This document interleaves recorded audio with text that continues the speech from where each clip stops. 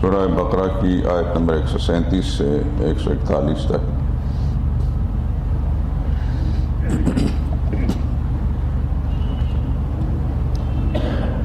اعوذ باللہ من الشیطان الرجیم، بسم اللہ الرحمن الرحیم۔ فَإِنْ آمَنُوا بِمِثْلِ مَا آمَنْتُمْ بِهِ فَقَدِ اهْتَدَوْا وَإِنْ تَوَلَّوْا فَإِنَّمَا هُمْ فِي شِقَاقٍ فَسَيَكْفِيكَهُمُ اللَّهُ وَهُوَ السَّمِيعُ الْعَلِيمُ۔ صِبْغَةَ اللَّهِ وَمَنْ أَحْسَنُ مِنَ اللَّهِ صِبْغَةً وَنَحْنُ لَهُ عَابِدُونَ۔ قُلْ أَتُحَاجُّونَنَا فِي اللَّهِ وَهُوَ رَبُّنَا وَرَبُّكُمْ وَلَنَا أَعْمَالُنَا وَلَكُمْ أَعْمَالُكُمْ وَنَحْنُ لَهُ مُخْلِصُونَ۔ أَمْ تَقُولُونَ إِنَّ إِبْرَاهِيمَ وَإِسْمَاعِيلَ وَإِسْحَاقَ وَيَعْقُوبَ وَالْأَسْبَاطَ كَانُوا هُودًا أَوْ نَصَارَى قُلْ أَأَنْتُمْ أَعْلَمُ أَمِ اللَّهُ وَمَنْ أَظْلَمُ مِمَّنْ كَتَبَ شَهَادَةً عِنْدَهُ مِنَ اللَّهِ وَمَا اللَّهُ بِغَافِلٍ عَمَّا تَعْمَلُونَ۔ تِلْكَ أُمَّةٌ قَدْ خَلَتْ لَهَا مَا كَسَبَتْ وَلَكُمْ مَا كَسَبْتُمْ وَلَا تُسْأَلُونَ عَمَّا كَانُوا يَعْمَلُونَ۔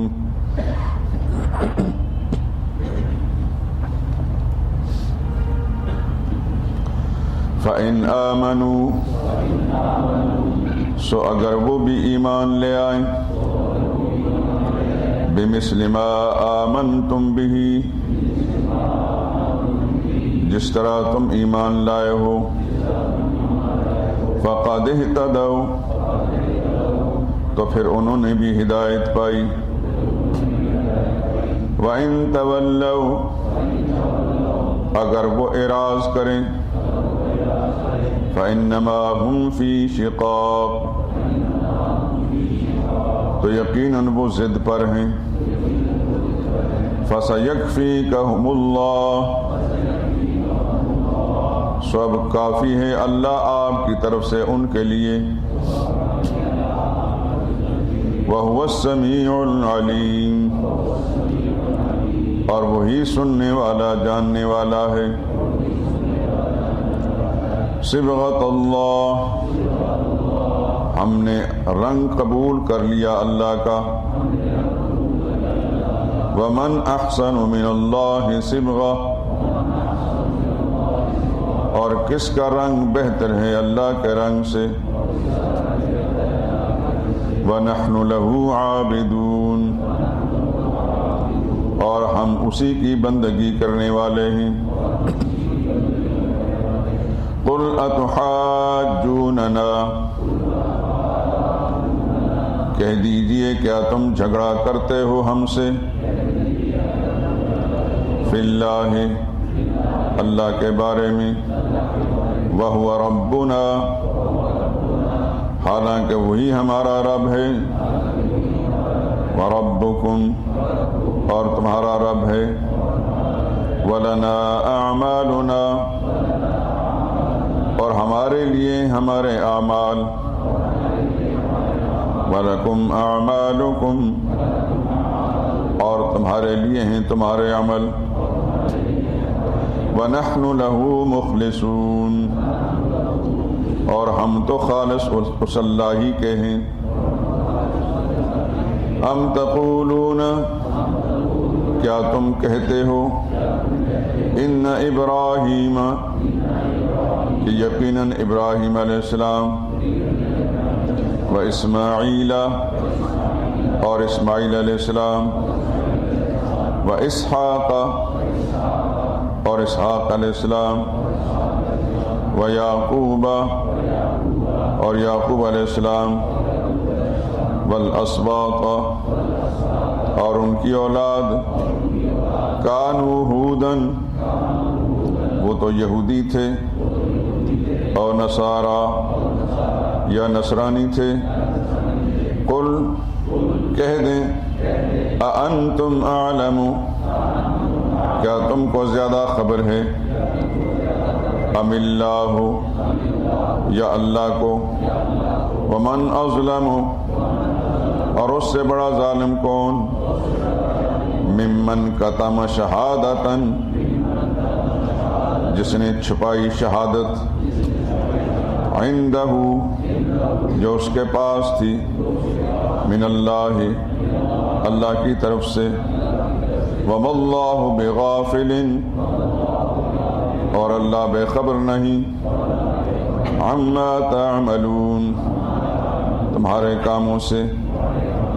تلک امۃ، وہ ایک جماعت تھی، قد خلت، جو گزر چکی، لہا ما کسبت، اس کے لیے ہے وہ جو انہوں نے کیا، وَلَكُمْ مَا كَسَبْتُمْ، اور تمہارے لیے ہے جو تم نے کیا، وَلَا تُسْأَلُونَ، اور تم سے کچھ پوچھنا ہوگی، عَمَّا كَانُوا يَعْمَلُونَ، ان کے کاموں سے۔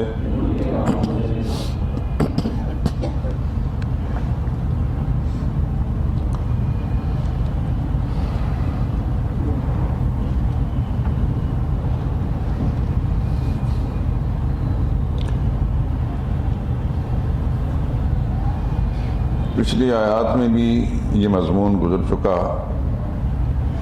کہ یہودی اپنے آپ کو راہ راست پر سمجھتے تھے، اور نصارہ کا حال بھی کچھ اسی طرح کا تھا۔ یہودی اس بات کے مدعی تھے کہ اصل ہدایت پر یہودی ہیں، اور نصرانی مدعی تھے کہ نصرانی ہدایت پر ہیں۔ پچھلی آیت میں آپ پڑھ آئے کہ اللہ تعالیٰ نے فرمایا کہ معیار ہدایت کا یہودیت یا نصرانیت نہیں ہے، اللہ پر ایمان اور اللہ کی نازل کردہ وحی جو محمد رسول اللہ صلی اللہ علیہ وسلم پر نازل ہوئی، یا آپ سے پہلے ابراہیم، اسماعیل، اسحاق، یعقوب علیہم الصلاۃ والسلام، یا ان کی اولاد میں سے جو لوگ گزرے ہیں، یا موسیٰ علیہ السلام یا عیسیٰ علیہ السلام کو جو اللہ نے شریعت دی، یا دیگر انبیاء کو رب کی طرف سے جو شریعت ملی، وہی ہدایت کا معیار تھا۔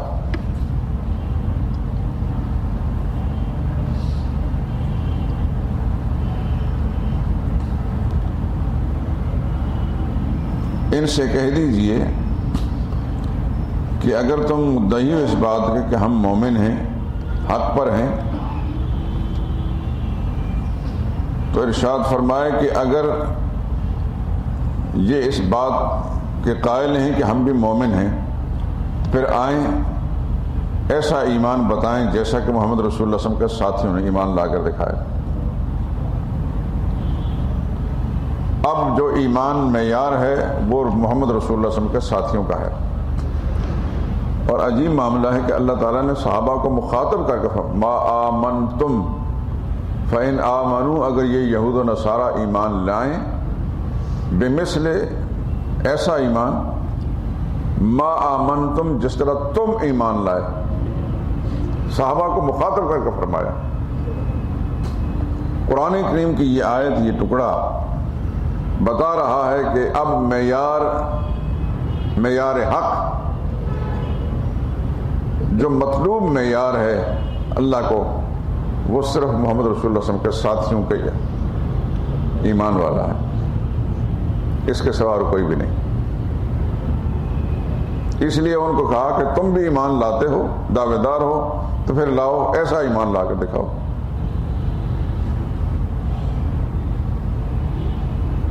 جس طرح اللہ پر ایمان لائے، اللہ کے نبیوں پر ایمان لائے، اللہ کی کتابوں پر، اللہ کے فرشتوں پر، جنت دوزخ پر، آخرت پر ایمان لائے، تم بھی بتاؤ۔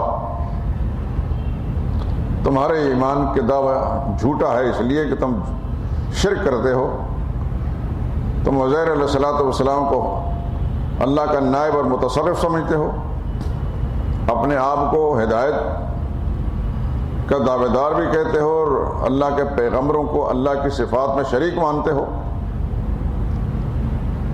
جیسا قرآن کریم میں آگے آئے گا، قالت الیہود عزیر ابن اللہ، یہودی کہنے لگے عزیر اللہ کا بیٹے ہیں، عیسائی کہنے لگے عیسیٰ علیہ السلام اللہ کے بیٹے ہیں، باوجود کہ تم انبیاء کرام کا نام لیتے ہو لیکن تمہارا ایمان معیاری نہیں ہے، تمہارے ایمان کے اندر وہ اخلاص نہیں ہے جو مطلوب ہے اللہ کو، تمہارا ایمان شرک سے آلودہ ہے، اللہ کی صفات کے اندر تم اللہ کے پیغمبروں کو حصہ دار مانتے ہو، اور ایمان مطلوب وہ ہے کہ جس کے اندر کوئی شرک کا شائبہ نہ ہو، جیسا انبیاء اکرام علیہ السلام کا ایمان تھا، جیسا انبیاء اکرام علیہ السلام ایمان کا دنیا میں پرچار کرتے رہے، ابراہیم علیہ السلام، اسماعیل علیہ السلام، اسحاق علیہ السلام، یعقوب علیہ السلام، موسیٰ علیہ السلام، عیسیٰ علیہ السلام، یہ دیگر انبیاء اکرام علیہ السلام، دیکھو ان کے اس دعوی ایمان کے اندر یہ جو ہدایت اور شریعت انہوں نے پیش کی، اس کے اندر کہیں شرک کا کوئی شائبہ تھا؟ اسی توحید کی خاطر تو ابراہیم علیہ السلام نے ساری قربانیاں دی،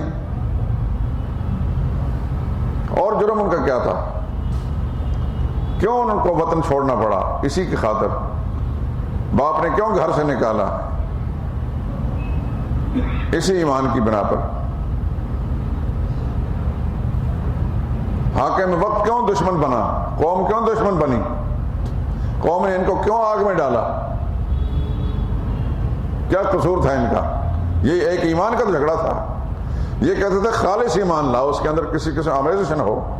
وہ مانتے تھے، اللہ کو بھی مانتے تھے، اللہ کے نیک بندوں کو مانتے تھے، لیکن اللہ کے نیک بندوں کے اندر وہ خدائی صفات مانتے تھے، اور اس سے خدا کے پیغمبر روکتے رہے۔ ماننا ہے اللہ کے نیک بندوں کو، لیکن ان کو انسان ماننا ہے، مخلوق ماننا ہے، خدائی صفات کا حامل نہیں ماننا۔ یہی جھگڑا تمام قوموں کا انبیاء اکرام علیہ السلام کے ساتھ رہا۔ نوح علیہ السلام سے قرآن کریم انبیاء اکرام کے قصے شروع کرتا ہے، اور نوح علیہ السلام کے قوم میں سب سے پہلے شرک آیا۔ اس سے پہلے جو انبیاء گزرے ہیں، آدم علیہ السلام اور نوح علیہ السلام کے درمیان زیادہ لمبا عرصہ نہیں گزرا، اس میں لوگوں کے اخلاق میں خرابی آتی تھی، کچھ اعمال میں بگاڑ آتا تھا، لیکن شرک نہیں آیا تھا۔ اس لیے انبیاء اکرام علیہ السلام اس زمانے میں لوگوں کے اخلاقی اصلاح کرتے تھے۔ سب سے پہلے جو شرک آیا نوح علیہ السلام کی قوم میں، اور وہ آیا بھی ایک پیغمبر اور 4 ولی، ان کی پرستش سے آیا۔ حضرت شیس علیہ السلام اللہ کے پیغمبر تھے، اور 4 ان کے بیٹے تھے، چاروں اللہ کے نیک بندے اولیاء اللہ۔ قوم کو ان کے ساتھ محبت تھی، باپ بیٹوں کے ساتھ، اور محبت میں جب غلو اختیار ہوا، ان کو نبوت کے مقام سے اور بزرگی ولایت کے مقام سے اٹھا کر اولویت کے مقام پر جب لے گئے، یہیں سے کھانا خراب ہوا ان کا، شرک میں مبتلا ہوئے۔ اللہ پاک نے نوح علیہ السلام کو اس شرک کی تردید کے لیے بھیجا۔ جب اللہ کے پیغمبر نے ان کے سامنے توحید کا مسئلہ رکھا تو ساری قوم کے جو بڑے بڑے شرک کے سرغنے تھے، لیڈر تھے، آگے 29ویں پارے میں سورہ نوح میں آئے گا، وَقَالُوا لَا تَذَرُنَّ آلِهَتَكُمْ، کہنے لگے اپنے ان الہوں کو نہیں چھوڑنا۔ آلہہ الہن کی جمع ہے، اپنے الہوں کو نہیں چھوڑنا۔ الہ کسے کہتے ہیں؟ حاجت روا، مشکل کشا۔ یہ ہماری حاجتیں پوری کرتے ہیں، یہ ہماری ضرورتیں پوری کرتے ہیں، یہ ہمارے مسائل حل کرتے ہیں۔ لا تذرن آلہۃ، نوح کا کہنا نہیں ماننا، ان کے کہنے پر اپنے الہوں کو نہیں چھوڑنا۔ ولا تذرن ودن، خاص طور پر یہ 5 تن پاک جو ہیں، ولا تذرن ودن ولا سوان ولا یغوث و یعوق و نصر، یہ 5 ہستیاں جو ہیں ان کو تو بالکل نہیں چھوڑنا۔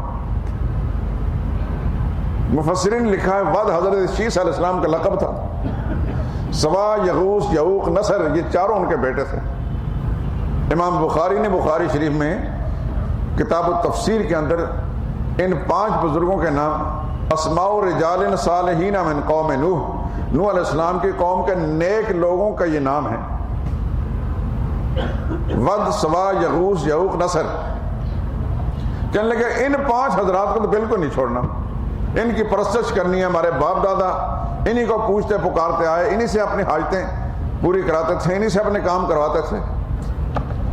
تو نوح علیہ السلام نے ایک عرصے تک ان کو سمجھایا، جب نہیں مانا انہوں نے، اللہ کی وحی بھی آ گئی، اوحی الی نوح انہ لن یؤمن من قومک الا من قد آمن۔ 950 سال تک نوح علیہ السلام اللہ کی توحید کا پرچار کرتے رہے، لیکن 80 آدمیوں سے زیادہ مسلمان نہیں ہوئے۔ اور اللہ کی وحی آ گئی، 12ویں پارے میں آئے گی سورہ ہود میں کہ انہ لن یؤمن من قومک، اب آپ کی قوم میں سے کوئی اور شخص آپ کی بات نہیں مانے گا، الا من قد آمن، جتنے آدمی مسلمان ہو گئے۔ ہم نے فیصلہ کیا ہے اس قوم کو غرق کرنے کا۔ تو نوح علیہ السلام نے بھی ان کے لیے بددعا کی، رب لا تذر علی الارض من الکافرین دیارا، یا اللہ زمین پر ان کافروں کا ایک گھر بھی سلامت نہ چھوڑ، انک ان تذرہم، یا اللہ اگر ان میں سے کسی کو باقی چھوڑ دیا، یضلوا عبادک، یہ چند آدمی جو مجھ پر ایمان لائے ان کو بھی گمراہ کر دیں گے، ولا یلدوا الا فاجرا کفارا، اس کے بعد ان کی جتنی اولادیں پیدا ہوتی جائیں گی سب کے سب فاسق، فاجر اور نافرمان ہوں گے۔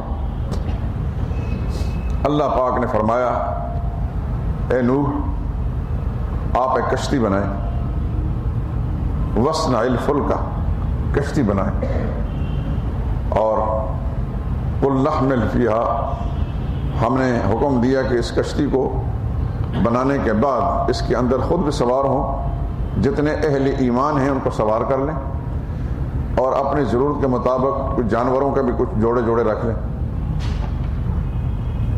لیکن اپنے خاندان کے بیٹے کو، بیوی کو بیچ میں نہیں رکھنا، جو مشرک ہیں، الا من سبق علیہ القول، اور ہمارے حکم کا انتظار کریں۔ حتی اذا جاء امرنا فارت النور، اللہ فرماتے ہیں اب ہمارے عذاب کا حکم آ گیا، نوح علیہ السلام کشتی میں بیٹھ گئے، اور کشتی جب بنی پانی کا نام و نشان نہیں تھا، لوگ مذاق کرتے تھے یہ کیا ہو رہا ہے، خشکی میں بھی کبھی کشتیاں چلتی ہیں، جتنے مشرکوں کے سرغنے تھے مذاق اڑاتے تھے۔ نوح علیہ السلام کو جب کشتی بنا رہے کیا کر رہے ہو، کشتی بنا رہا ہو، کہتے کشتی خشکی میں چلتی ہے؟ نوح علیہ السلام نے فرمایا خشکی میں نہیں چلے، پانی میں چلے گی، تم دیکھو گے۔ وہ ٹھٹھے کرتے ہوئے مذاق اڑاتے ہوئے چلے گئے۔ یہ دیوانوں والی حرکتیں ہیں، اور یہ تو اللہ کے پیغمبر تھے۔ کشتی بنائی نوح علیہ السلام نے، قرآن کریم بتا رہا ہے وَاصْنَعِ الْفُلْكَ بِأَعْيُنِنَا وَوَحْيِنَا، ہماری نگرانی میں بنائیں، کوئی مخالفت کرنے والا، کوئی رکاوٹ ڈالنے اور رکاوٹ نہیں ڈال سکے گا۔ وَوَحْيِنَا، ہماری وحی سے، ہمارے حکم سے بنائیں۔ پہلی کشتی جو دنیا بنی اللہ کی وحی کے ساتھ بنی۔ چنانچہ وقت مقررہ پر نوح علیہ السلام حکم کی تعمیل کر کشتی میں بیٹھے، تو قرآن بتا رہا ہے ہمارا حکم آ گیا، آسمان کو حکم دیا کہ پانی چھوڑ، پانی برسا، زمین کو حکم دیا کہ پانی نکال باہر، فارت تنور، نوح علیہ السلام کے گھر کا تنور تھا کوئی، یا روح زمین کے ہر جگہ سے پانی جوش میں باہر نکلا۔ وہ معمول کا پانی نہیں تھا، وہ تو اللہ کا عذاب تھا، آسمانی پانی بھی اللہ کا عذاب تھا اور زمینی پانی بھی اللہ کا عذاب تھا، اور اتنا پانی برسا کہ زمین و آسمان کا پانی آپس میں ملاپ ہونے لگی۔ اب کشتی کی ضرورت پڑی، قوم ساری کی ساری غرق ہو گئی، اللہ پاک نے نام نشان مٹا، اغرقناہم اجمعین، سب کو خدا نے غرق کر دیا۔ یہ پہلی قوم تھی جو غرق ہوئی شرک کی وجہ سے۔ تو انبیاء اکرام علیہ السلام اللہ کی توحید کی دعوت دیتے رہے ہمیشہ کے لیے، اور قومیں ہمیشہ غرق ہوئیں شرک کی وجہ سے۔ آگے آئے گا 21ویں پارے میں کان اکثرہم مشرکین قل سیروا فی الارض فانظروا کیف کان عاقبۃ الذین من قبل. میرے نبی ان لوگوں کو ضرورت چلو پھرو خدا کی زمین میں گھومو، دیکھو کہ دنیا کی معذب قوموں کا جن پر خدا کا عذاب آیا کیسے ان پر عذاب آیا. کان اکثرہم مشرکین، ان کی اکثریت شرک کرنے والی تھی، شرک کی وجہ سے خدا کا عذاب آیا.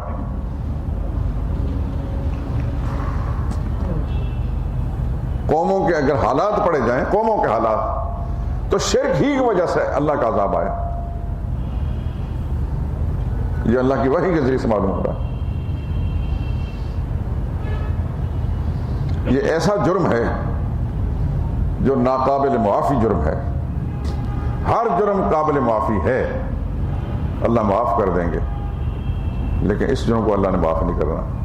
اور یہ خدا کے ازلی ابدی قانون کے اندر یہ بات لکھی جس کا نام قرآن ہے، جو قیامت تک باقی رہے گا. ان اللہ لا یغفر ان یشرک بہ، اللہ نے ہرگز معاف نہیں کرنا شرک کرنے والے کو. ویغفر ما دون ذلک لمن یشاء، اس کے علاوہ جس کو چاہے گا معاف کر دیں گے.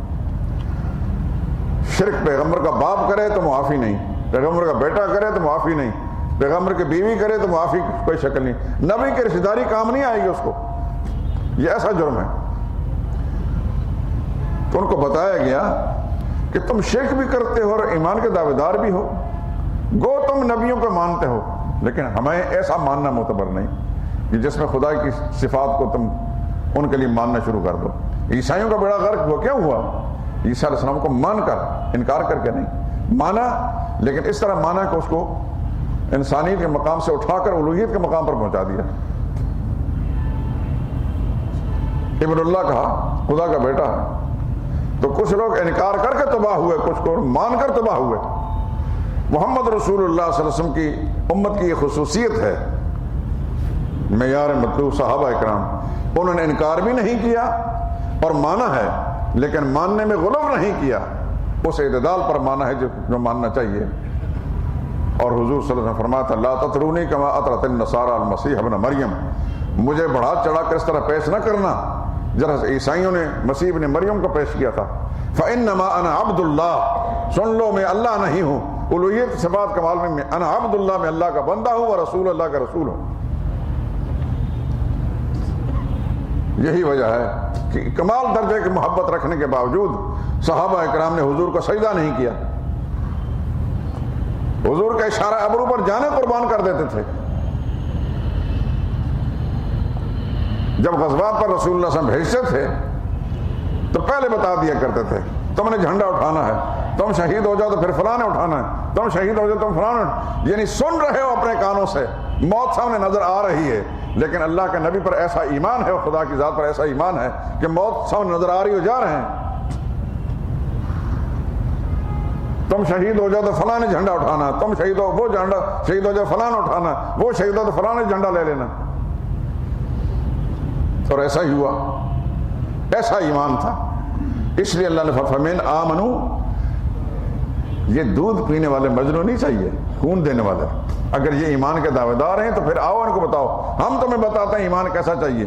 اگر یہ ایمان لائیں بمثل اس طرح جس طرح تم ایمان لائے ہوئے صحابہ اور نبی کے صحابہ، فقد اہتدوا، تو پھر تو ہدایت پا لی انہوں نے.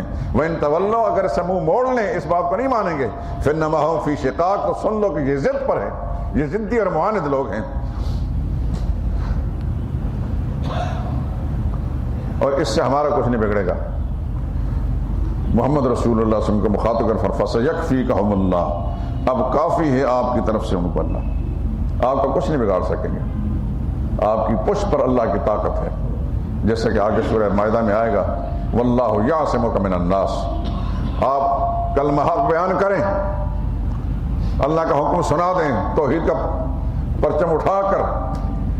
باقی رہی یہ بات کہ یہ مخالف ہیں، فکر نہ کریں، واللہ یعصمکم من الناس، اللہ انسانوں سے آپ کو بچا کر رکھیں گے، اور بچایا اللہ نے. وہاں بھی یہ بات جو کہی جا رہی ہے کہ اللہ آپ کو بچائیں گے، اور اس کے پس منظر کے سیاق کے اندر نیازات غیر اللہ کا مسئلہ ہے، نظر و نیاز کا مسئلہ، جو سب سے زیادہ مشکل ہوتا ہے.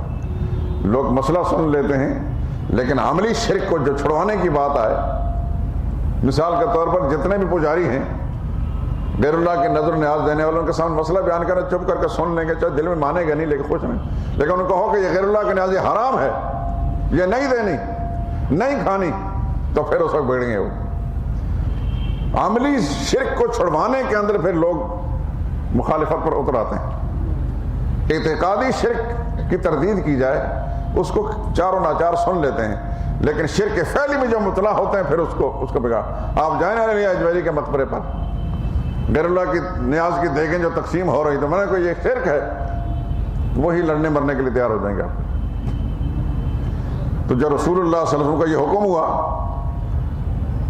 کہ یہ مسئلہ لوگوں کے سامنے بیان کریں،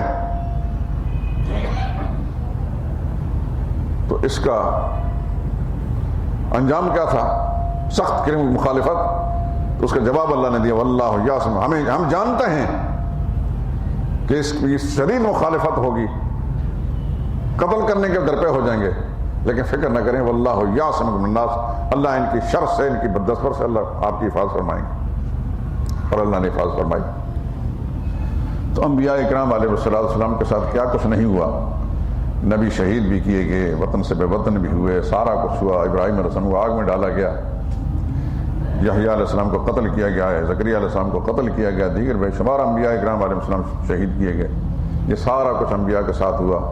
نہ وہ اقتدار مانگ رہے تھے، نہ کوئی سیٹ مانگ رہے تھے، نہ کرسی مانگ رہے تھے، نہ جائیداد مانگ رہے تھے، نہ پیسہ مانگ رہے تھے، سوائے ایک بات کے وہ اس قوم کی بھلائی کی بات کر رہے تھے کہ تمہاری بھلائی اس کے اندر ہے کہ شرک چھوڑ دو، اللہ کی توحید کے عقیدے پر کام آ جاؤ۔ اس کو نہیں مانا، اس کے نتیجے میں انبیاء کرام کو قتل کر دیا، لیکن پھر بھی اپنے آپ کو ہدایت یافتہ کہتے تھے۔ اللہ نے فرمایا وہ ہدایت کا معیار وہ نہیں جو تم کہتے ہو۔ اگر یہ ایمان لانا ہے تو پھر نبی کے صحابہ محمد رسول اللہ کے ساتھ جیسا ایمان لاؤ، پھر ہدایت پر آ جاؤ گے۔ اگر ایسا نہیں تو پھر تم ضد پہ ہو۔ باقی رہی یہ بات کہ محمد مصطفیٰ صلی اللہ علیہ وسلم، فرمایا آپ کو فکر کرنے کی ضرورت نہیں، آپ کی طرف سے اللہ ہم کو کفایت کر جائے گا، نمٹ لے گا۔ وہ السمیع، کیونکہ اللہ سب کچھ جاننے سننے والا ہے، سب کی پکارے سننے والا ہے، اور علیم، سمیع لکل شیء علیم بکل شیء، ہر چیز کو جاننے والا ہے اور ہر پکار کو سننے والا ہے۔ صحابہ اکرام کا تذکرہ آ گیا۔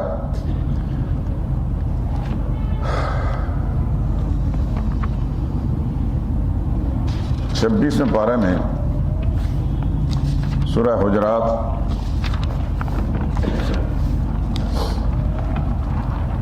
صفحہ 669 669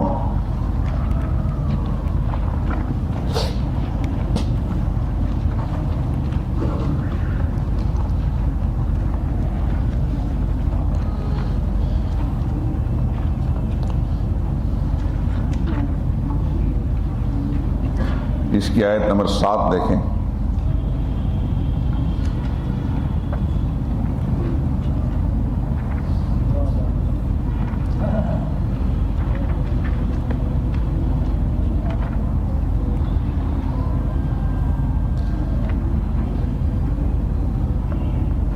اس کی آخری صدر دیکھیں، آیت نمبر 7 کی، وَلَٰكِنَّ اللَّهَ حَبَّبَ إِلَيْكُمُ الْإِيمَانَ،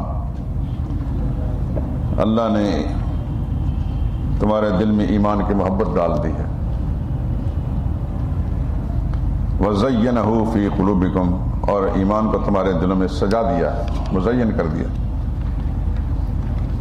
وَكَرَّهَ إِلَيْكُمُ الْكُفْرَ، اور اللہ نے تمہارے دل میں کفر کی نفرت ڈال دی ہے، والفسوق، ہر قسم گناہ کی نفرت ڈال دی ہے، والعصیان، ہر نافرمانی کی نفرت ڈال دی ہے۔ آخر میں فیصلہ سنا دیا، اولئک ھم الراشدون، یہ سب کے سب سیدھے راستے والے لوگ ہیں، راشد ہیں۔ فضلا من اللہ، یہ اللہ کے فضل سے ہے، ونعم، اللہ کے احسان سے ہے۔ یہ ایسا کیوں کیا؟ اللہ فرماتے ہیں واللہ علیم، اللہ سب کچھ جانتا ہے، حکیم حکمت والا ہے، اس کو پتہ ہے کہ کس کی یہ صفت بنانی ہے، کس کو یہ مقام دینا ہے، یہ اللہ جانتا ہے، اس کی حکمت تقاضا یہی ہے۔ یہاں آپ ایک چیز دیکھیں اس آیت کے اندر، حبب الیکم الایمان، صحابہ کے لیے فرمایا کہ اللہ نے تمہارے لیے، الیکم صیغہ خطاب کا، تمہارے لیے ایمان کو محبوب بنا دیا. تم جان دے سکتے ہو، ایمان نہیں دے سکتے. وَزَيَّنَهُ فِي قُلُوبِكُمْ، اور پھر ایمان کو تمہارے دل میں اللہ نے مزین کیا ہے، سجایا ہے. کیسا مزین تھا؟ اللہ اکبر. حضرت مصعب بن عمیر، مکہ کا ایک امیر ماں کا بیٹا، شہزادوں کی زندگی گزارنے والا، کہ سارے لوگ اس کو دیکھ کر رشک کیا کرتے تھے. امیر ماں کا بیٹا، ایک جوڑا زیب تن کرتا تھا، دوبارہ پھر نہیں پہنتا تھا. اس کے کپڑے ملک شام سے دھل کر آتے تھے، اور اس قدر خوشبو میں ہوتا رہتا تھا کہ جس گلی میں گزر جاتا تو کافی دیر تک وہ ساری گلی معطر ہوتی تھی. لوگ کہتے تھے یہاں سے مصعب گزرا ہے. لیکن جب کلمے کی آواز پڑی اور اس سعادت مند سلیم الفطرت روح نے اس کلمے کو جب قبول کیا تو اپنے آبائی مذہب کے خلاف بغاوت کی. ماں مشرکہ تھی، ماں نے سمجھایا، نہیں سمجھے، لاڈلا بیٹا تھا، اس لیے کہ اللہ نے ایمان سجا دیا تھا، مزین کر دیا تھا. تو ماں نے کھانا پینا بند کر دیا، اس کا کھانا چھوڑ دیا، اچھے کپڑے دینے چھوڑ دیے، انہیں چھوڑ دیے.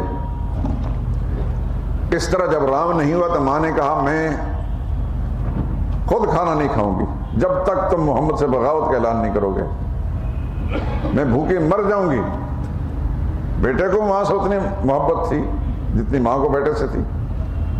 کتنا زبردست امتحان ہوتا.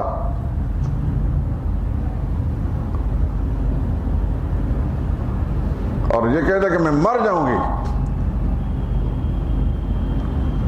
تو ایمان یہ تھا تو مر بھی جائے مجھے تیری موت قبول ہے، محمد رسول اللہ سے بغاوت نہیں چھوڑ سکتا، نہیں کر سکتا. اس کو کہتے ہیں ایمان کو سجانا.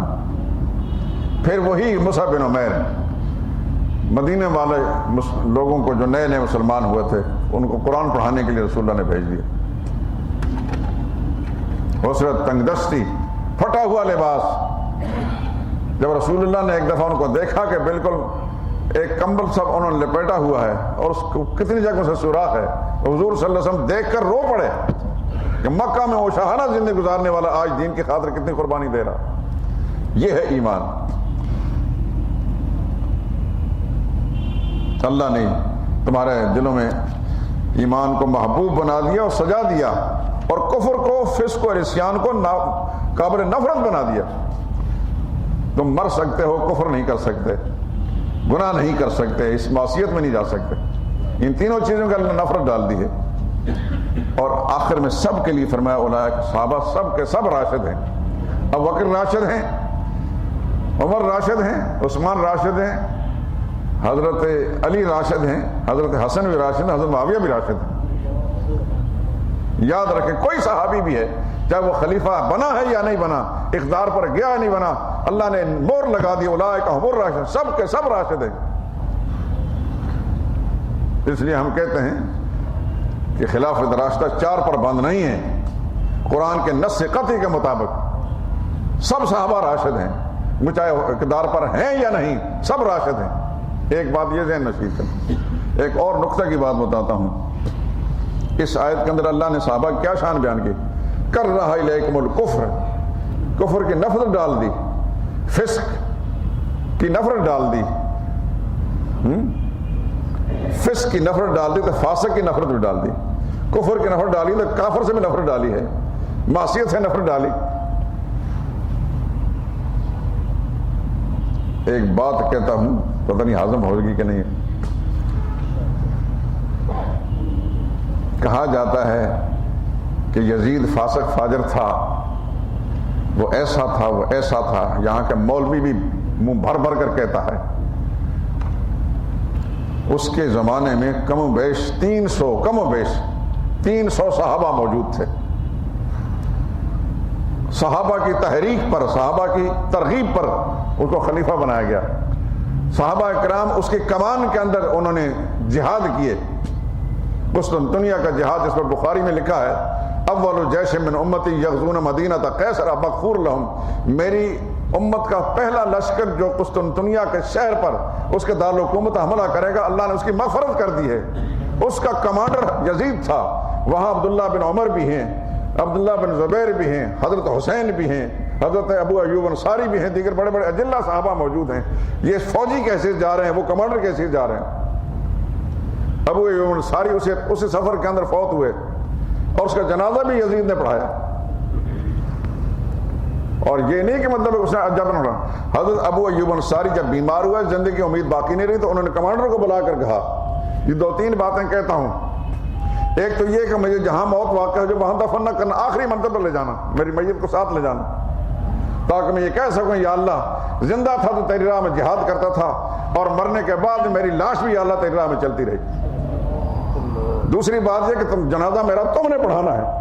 عبداللہ بن عمر جیسے صحابہ، جلیل قدر صحابہ موجود ہیں، تب بھی ابو یونس میزبان رسول، بوڑھا صحابی 84 سال کی عمر کا، وہ کمانڈر کو کہتا ہے جنازہ تم نے پڑھانا، وہ الذی صلی علیہ، ابن کثیر نے لکھا ہے کہ انہوں نے جنازہ پڑھایا۔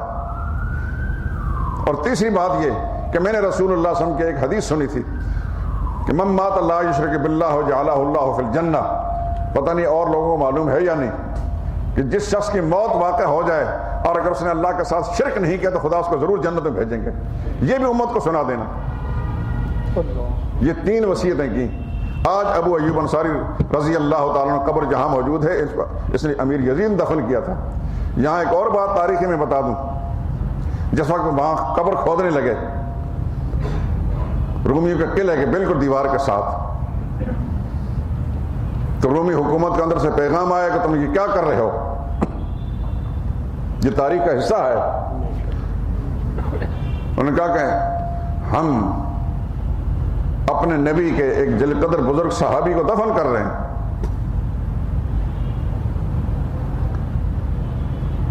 انہوں نے کہا کہ تمہارے جانے کے بعد ہم ان کی میت کو اٹھا کر، لاش کو اٹھا کر پھینک دیں گے۔ تو یزید نے فوج کو حکم دیا کہ ان قلعے کی دیواروں کو توڑو۔ اتنے لوہے کے ہتھوڑے اور گرزوں سے مارا گیا کہ زلزلہ آ گیا پورے قلعے کے اندر، خوف زدہ ہو گئے رومی،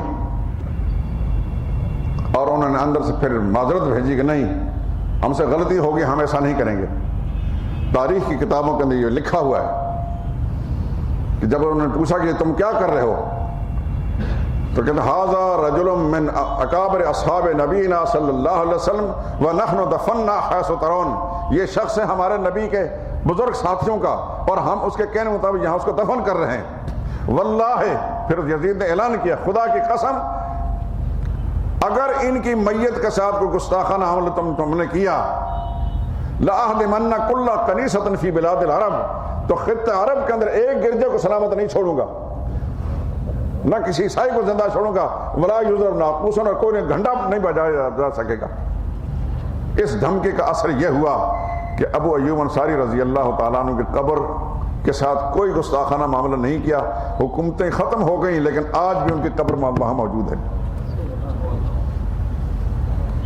میں صرف یہ واقعہ نہیں سنانا مقصود تھا، واقعہ ہی سنانا تھا کہ اگر یزید فاسق فاجر تھا تو صحابہ اکرام اسی کمان میں جہاد کر رہے ہیں، جبکہ ان کی صفت اللہ نے کر رہا ہے لیکن الکفر والفسوق والعصیان، کہ تمہارے دل میں اللہ نے کفر کی نفرت بٹھا دیا، فسق کی نفرت، تو فاسق فاجر کی نفرت میں بٹھائی، اور فاسق فاجر کی کمان کے اندر جہاد بھی کر رہے ہیں، اس کے پیچھے جنازہ بھی پڑھ رہے ہیں۔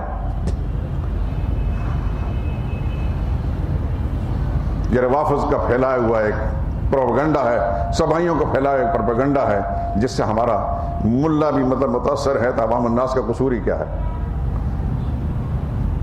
آنکھیں اگر ہیں بند تو پھر دن بھی رات ہے، آنکھیں کھول کر حقائق کو دیکھیں تو حقائق مل جاتے ہیں۔ اس میں بھلا قصور کیا ہے آفتاب کا؟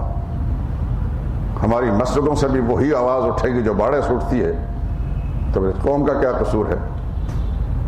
صحابہ کی شان اللہ نے بیان کیا، کر رہا ہے لیکن الکفر والفسوق والعصیان، کہ تمہارے دل میں اللہ نے کفر کی نفرت بٹھا دی ہے، فسق کی نفرت بٹھا رہی ہے، تم مر سکتے ہو، کسی فاسق فاجر سے سمجھوتا نہیں کر سکتے، جو اپنے جانوں پر کھیل سکتے تھے، کیسر کسرا کے حکومتوں کا تخت و تاراج کر کے رکھ دیا انہوں نے، صرف یزید سے ڈرتے تھے.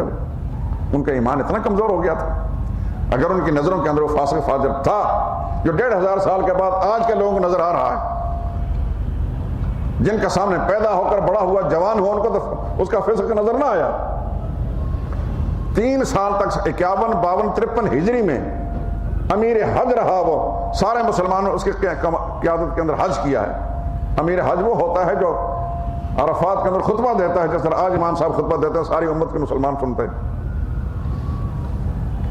اس وقت فاسق نہیں تھا، اس دنیا کے جہاد کے اندر فاسق نہیں تھا. بعد میں بس فاسق ہو گیا، اور صحابہ کو کچھ پر پتہ نہ چلا. پتہ چلا تو ہم کو چلا. صحابہ کی یہ صفت اللہ نے بیان کی، کرہ الیکم الکفر والفسوق. سوچیے اس پر، اللہ کے دی ہوئی صلاحیتوں کے ذہنوں کو استعمال کیجیے. صحابہ کی شان بیان ہوئی کہ اللہ نے ایمان ان کے دلوں میں لکھ دیا ہے. کتب فی قلوبہم الایمان، قرآن کریم دوسری آیت میں، اولئک کتب فی قلوبہم الایمان، اللہ نے ان کے دلوں میں ایمان لکھ دیا ہے. نکالیں 28واں پارہ سورہ مجادلہ.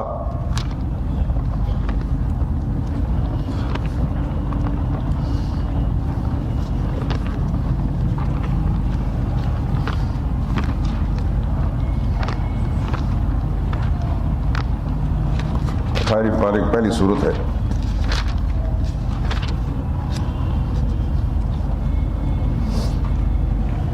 صفحہ 707.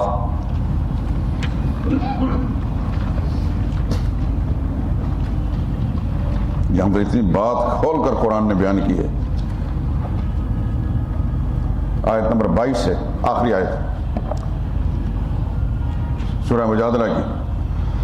لا تجد قوما یؤمنون باللہ، تم نہیں پاؤ گے ایسی قوم کو جو اللہ پر ایمان پر یقین رکھتے ہیں اور آخرت پر یقین رکھتے ہیں. یوادون من حاد اللہ و رسولہ، کہ وہ دوستی کریں اللہ اور اس کے رسول کے دشمن کے ساتھ.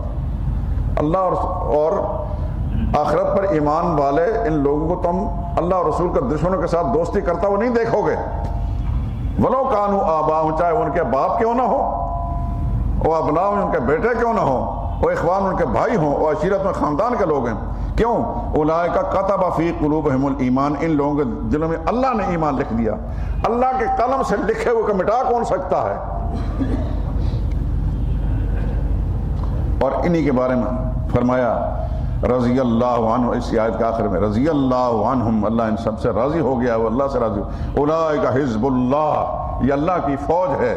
الا سن لو ان حزب اللہ هم المفلحون، اللہ کی فوج ہی کامیاب ہونے والی. یہ ہیں صحابہ کی شان جو قرآن کریم بیان کر رہا ہے. صحابہ کرام کے ایمان کو اللہ نے معیار قرار دیا، معیار حق ہیں، سچائی کے معیار ہیں. اگر ایمان لائیں لوگ ایسا جیسا تم ایمان لائے ہو تو ہدایت پر ہیں، اگر منہ موڑ لیتے ہیں تو پھر وہ ضد پر ہیں. اے پیغمبر، یہ آپ کے ساتھی ہیں، ان دشمنوں کی آپ کو فکر نہیں کرنی چاہیے. فَسَيَكْفِيكَهُمُ اللَّهُ، اللہ ان کی طرف سے آپ کے لیے کافی ہے. وہ السمیع العلیم، وہی سننے والا ہے اور جاننے والا ہے. صبغۃ اللہ، ہم نے اللہ کا رنگ قبول کر لیا. عیسائیوں کا طریقہ کار پہلے سے ہی چلا آ رہا تھا کہ اپنے مذہب میں کسی کو داخل کرتے تو اس کو کوئی خاص قسم کا رنگ میں نہلا کر کہتے کہ یہ اب عیسائی بن گیا ہے، اور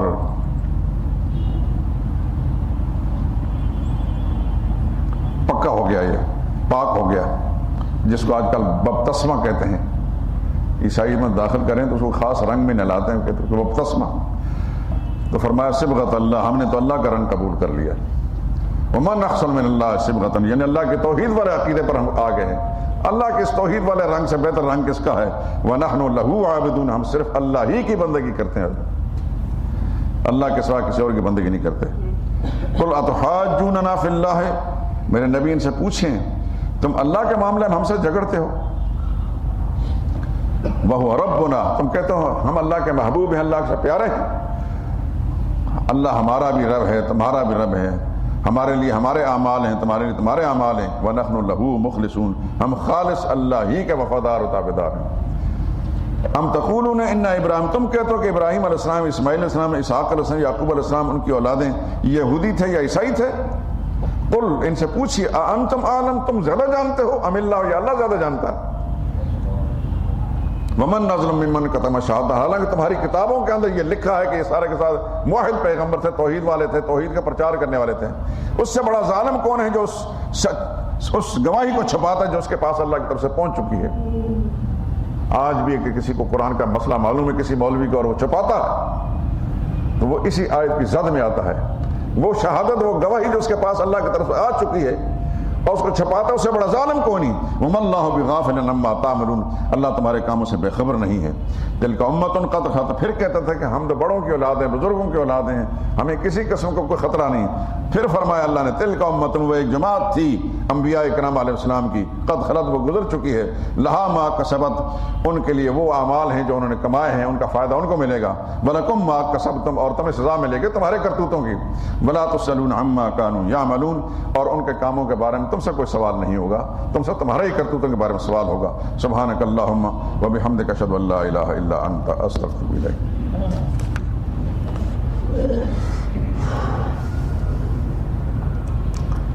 مارچ کی 27 تاریخ کو سورہ بقرہ کا آغاز ہوا، آج پہلا پارہ مکمل ہو گیا اور 69 درس ہوئے۔ اس سے قبل سورہ فاتحہ کے 22 درس ہوئے، اب تک کل 91 درس ہو چکے ہیں، 8 مہینے اور 14 دن تک یہ درس ہوا۔ دعا کریں کہ اللہ تعالیٰ اس سلسلے جاری ساری قائم رکھنے کی توفیق نصیب۔ الحمدللہ رب العالمین، اللہم صلی علی محمد وعلی آل محمد وبارک وسلم۔ یا اللہ ہمارے بیٹھنا بیان کرنا سننا قبول فرما، قرآن کریم کے نور سے ہمارے دل دماغ کو منور فرما، اس کی تعلیمات سے ہمارے گھروں کو آباد فرما۔ یا اللہ سچ کو سچ کی شکل میں ہمارے سامنے لا کر اس کی پیروی نصیب فرما، اور باطل کو باطل کی شکل میں دکھا کر اس سے بچنے کی توفیق نصیب فرما۔